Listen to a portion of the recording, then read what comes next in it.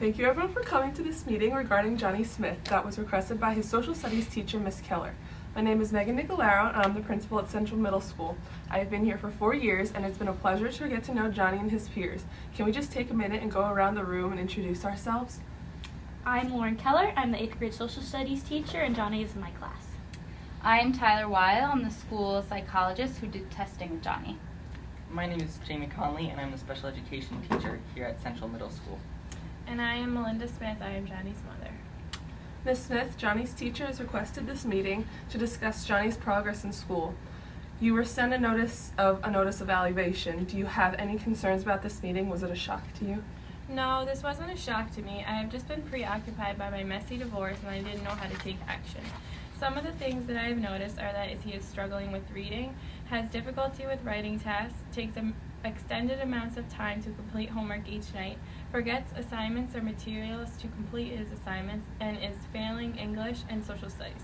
I try to help him with his work, but as a single parent, it is difficult for me to find time between working both my jobs. So you're noticing concerns in regards to Johnny's school performance as well.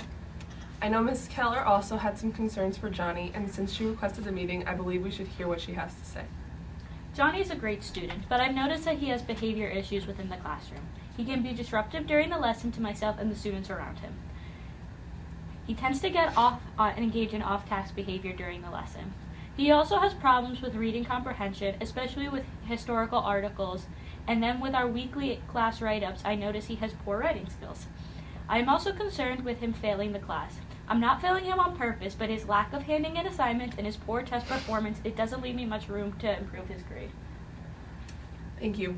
Now that we've addressed these issues, let's hear from our school psychologist to see how Johnny did on his standardized testing that was administered to him. Okay, so in reading, Johnny is currently testing at a 6.1 reading level. He is able to decode multisyllabic words with minimal prompting. Johnny can read a paragraph aloud but has difficulty reading fluently.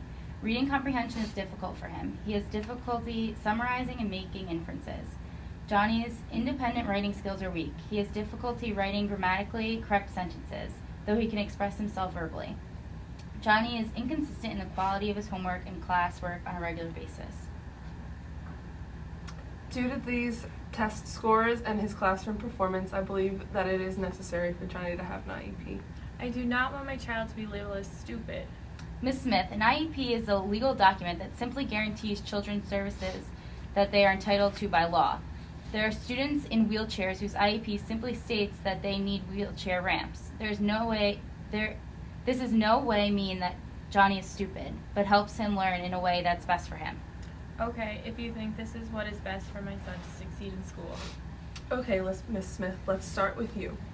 What do you want to see to your son improve in the most out of the current concerns that were raised? Maybe we can do something to improve his study skills. I have had to come back to school multiple times because Johnny always forgets his books. Can we do something to help him remember these? I agree. He also doesn't hand assignments in on time. I believe we should give Johnny an extra set of books at home. That way he won't have to come back to school at night and he can hand his assignments in on time, hopefully. That would make everything so much easier if I didn't have to come back. Okay, so I believe that the first service Johnny will receive then will be that he gets a copy of books at home. In response to this service, we will set his first goal for Johnny to start handing in his assignments on time. I believe that by the end of the year, Johnny should have met a goal of handing in assignments 80% of the time. In order to keep track of this goal, Johnny's teachers will email Ms. Smith which assignments Johnny handed in and which ones are missing. At the end of the month, a percentage will be calculated of how many assignments were handed in on time.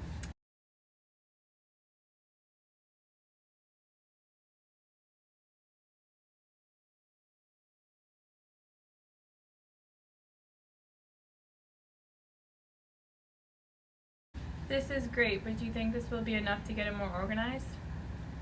We should also probably go to the resource room. I'm the special education teacher, and in this class he can work on his organizational skills and study skills. There's an 8th grade resource room in 4th period, which will have a 1-to-10 ratio if Johnny joins the class. He has music that period. I don't want him to miss out on the fine arts. I know that, but by law Johnny has to go to the gym, and since he's going to high school next year, he should remain in his Spanish class to help with the transition. I believe this is the best way to help him with homework, essays, projects, tests, and overall organization. Okay. I will contact Johnny's guidance counselor to have him put forth period resource room. Are there any other concerns or services that we think need to be addressed? His reading comprehension is extremely low at a 6.1 reading level, when he should be at least at an 8th grade reading level.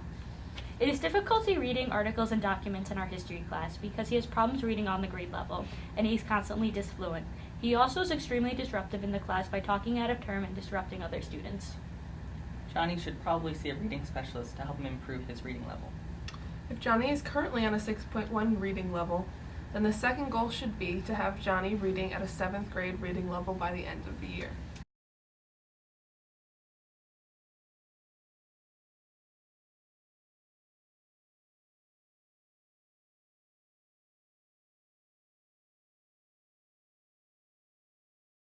I believe that's a great goal, but it doesn't address his disfluency in regards to reading.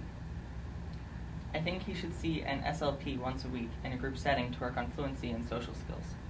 Wait, I don't want him getting pulled from all his classes. His friends will make fun of him and he will miss out on a ton of work. He is already failing 2 classes. We don't need him missing more. We can arrange to have all these services scheduled the same period. That way, it doesn't affect him socially with his peers. I just don't want him to suffer socially too. Middle school is already a difficult age. We would never intentionally try to make it more difficult for any student. I will make sure that Johnny will have his reading specialist and speech pathology services during that 4th period time, that he is not getting pulled out of any of his academic classes for these services. If he goes to resource room 3 times a week during 4th period and has a reading specialist 1 time a week and an SLP 1 time a week during 4th period, that should work. Ms. Smith, do you have any further suggestions before we move forward and write up his IEP? His asthma.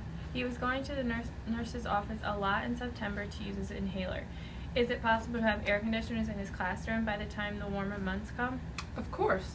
We would never want your son to be uncomfortable during school. Thank you. Are there any other issues before we move on to discussing testing accommodations? I know we mentioned Johnny failing English and social studies, but how are we going to address the issue? I'll help him make study guides and resource room. The reading specialist should also be able to help with his English grades. I think we need to set a goal to have Johnny passing these classes by the end of the year. I agree. I think a C+ average is an attainable goal. He has about a 60% average currently. Then let me make the 3rd goal for the end of the school year.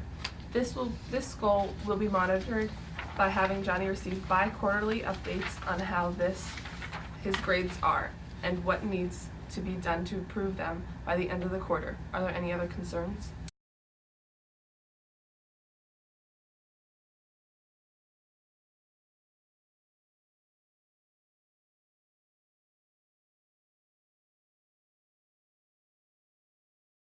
I think we're set to move on to testing accommodations. I believe that Johnny should take his tests in the resource room with me. The smaller setting will help him focus more. Would this be for academic tests only or for state tests as well? I believe both academic and state tests should be taken in a smaller environment. Would he still take the same test as other students? Yes. Okay, good. Now that the testing accommodations have been addressed, are there any more last concerns? Excellent. I believe we made some great progress today here, ladies and gentlemen. We will meet again at the end of the academic calendar to see how Johnny has improved. Thank you for coming.